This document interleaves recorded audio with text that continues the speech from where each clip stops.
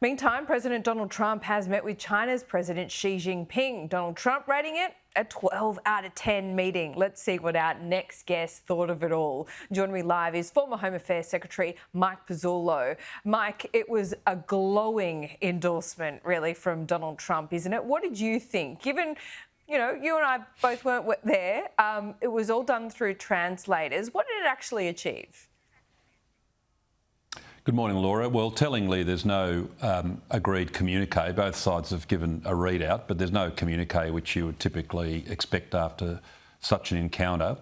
Look, at one level I agree. It was probably a 12 out of 10 if you rated it for a trade negotiators meeting. A trade negotiators meeting which saw a pause, not a resolution, but a pause in a number of quite difficult trade issues, particularly the restrictions that the Chinese side were threatening to impose on the export of components that had rare earth and critical mineral components. That would completely stymie the global supply chain. So it's good the Chinese side has withdrawn that threat for at least 12 months. On the US side, they've shown a willingness to consider the export of semiconductor chips, although not necessarily the most advanced ones. And China doing what China often does by putting a trade ban on soybeans. They've now lifted the soybean ban and want to be congratulated for it. So if you'd gotten two trade negotiators in the room, so in our context, say the trade minister with the Chinese counterpart, you'd rate it as a successful meeting. But is it worthy of the two presidents of the two superpowers of the world meeting? No. It was 90 minutes to discuss a number of trade issues. I would have preferred to see, and hopefully next year, Laura, when the president visits Beijing in April, currently scheduled, and there's a return visit not yet scheduled but later in the year. Yeah. Hopefully we see the kind of 2-day or 3-day summits that you used to see in the 70s between, say, Nixon and Brezhnev, or in the 80s between Reagan and Gorbachev, that actually put in place the building blocks of world peace. Because a lot of issues that were left unaddressed, including very worryingly in relation to nuclear weapons, which we might come to in a moment. Yeah, we will. I just wanted to, before we get to some of the negatives, if you like, I did want to just labour on this point for a moment. The world's two big superpowers, their leaders meeting like this in such a warm way. I mean, I think sometimes we can talk too much about body language and niceties and small talk. But I think in this case, it is really important. And future plans, as you mentioned, have been made for Xi Jinping to go to America, for example, in April. I mean, we spend much of our time here in Australia, and our relationship with our security relationship with the US is all focused on China and a possible war as well. So to see these two men like that was quite extraordinary. Well, yeah, possibly, but I'll return the favour by labouring the point on body language. Look, I don't want to be overly colourful about it, but just to cut through on this, that'd be no different from two mafia bosses from two different rival crime families having sort of a temporary cessation of hostilities meeting, embracing one another, kissing each other on the cheek, while at the same time having all of their guns, knives and weapons and arming themselves to the gunnels behind their back. So, yeah, you can read body language. It's important, Laura, but you can sometimes read it in a couple of ways. Yeah, OK. Now you're conjuring up all kinds of images of, plastic laid out in rooms of meetings and things like that. But let's not go too far down the mafia, the Sopranos type kind of, let's not do that. Anyway, let's talk about the negatives and perhaps some missed opportunities here. I want to talk about nuclear testing as well, because in amongst all of this, Trump's announced that the US is going to start retesting nuclear. What do you make of that? Well, in a typical Trumpian style, a few minutes before the warm embrace of the 90-minute meeting, he tweets out, or posts, I should say, on his own Truth Social, quite an odd statement, and I'll parse it very quickly for you. I'll explain why I think it's odd.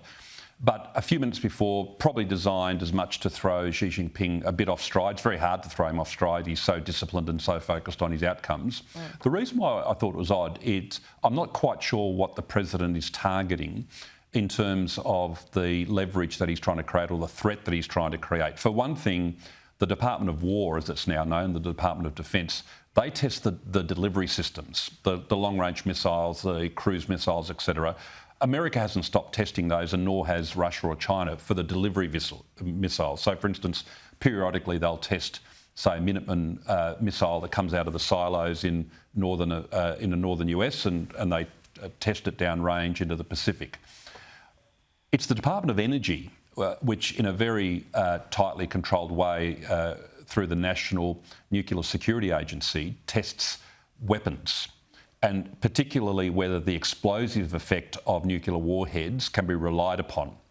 The US last conducted a test at what's called the supercritical level, that is where you create a chain reaction where there's actually a nuclear explosion. The last one of those that they tested was in 1992.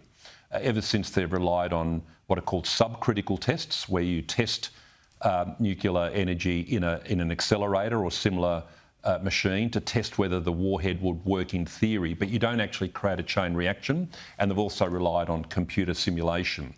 If the president is saying that for reasons to do with Russia and China's testing program, which I'll come to very quickly in a moment, they need to restart supercritical testing, that is where a chain reaction is created, that would be worrying on several fronts. One, the strategic arms treaty that the US has with Russia expires next February. At the moment, that holds both countries to 1,500 warheads deployed.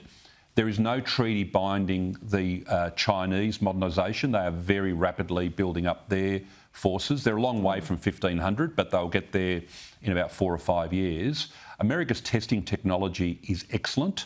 They can do these subcritical tests without actually exploding a weapon. There has been long rumoured, and indeed during Trump's first term, the US administration released some assertions, which they said were backed up by intelligence, that both Russia and China were secretly testing using what are called low-yield chain reactions, nuclear warheads at their 2 testing sites, in the case of China at Lop Nua. So if we're on the eve of a major nuclear arms race, that would be particularly concerning, Laura. Very, very concerning indeed. Yeah, it would be as well. I mean, we also got to look at what China does after these meetings as well. You got Trump with a pre-warning on odd one, as you've just laid out in Truth Social, and then China often says one thing and then it goes about its business as it wishes. What are we looking out here for on the other side, if you like? I think several things. One, China's modernisation of its military, including its nuclear inventory, just continues remorselessly. We saw the big parade in September. You and I talked about that at the time. That just keeps building and building and building and building. The US president said they didn't discuss Taiwan. I think that's getting to a point where, because, and you and I have talked about the window of war that's regrettably opening up, where China might judge that it's in its interest to move militarily on Taiwan, potentially this side of the next party Congress at the end of 27, when she's likely to seek reappointment as President and General Secretary. They probably need to have that discussion in the way that Nixon was able to have those difficult discussions with Brezhnev, and Reagan famously was able to have those discussions with Gorbachev in the 80s. They probably do need to have that discussion behind closed doors, saying, look, neither of us want a war, because whilst it might start over an island in the Pacific, it probably will end up with mushroom clouds over both of our countries, to go back to the nuclear weapons, because there is no template for how you restrain the escalation of strikes.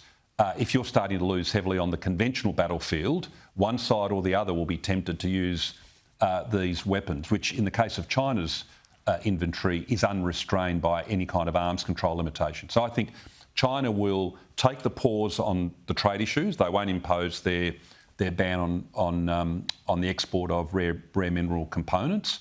They won't step back from their overproduction and what you and I have talked about in terms of dominating global supply chains, where they currently dominate about 30% of world manufacturing and about 90% of critical mineral and rare earth processing. They'll continue their remorseless military modernisation. And then at some point, I predict either in 26 or in early 27, they'll say, look, we've had enough of not moving on our rights over Taiwan. We're going to start with maybe a blockade or customs inspections, and then we're going to go all the way with military occupation. Stand in our way, if you will. I think that's the 2-year. That's now opening. That window is now opening up, and these 2 summits next year, one when Trump visits China, and then when Xi reciprocates by visiting Mar-a-Lago or Washington, should be as monumentous as those summits in the 70s and 80s that actually prevented a nuclear holocaust. Mike Pezzullo, always good to talk to you, especially this week. Thanks so much. Thanks, Laura.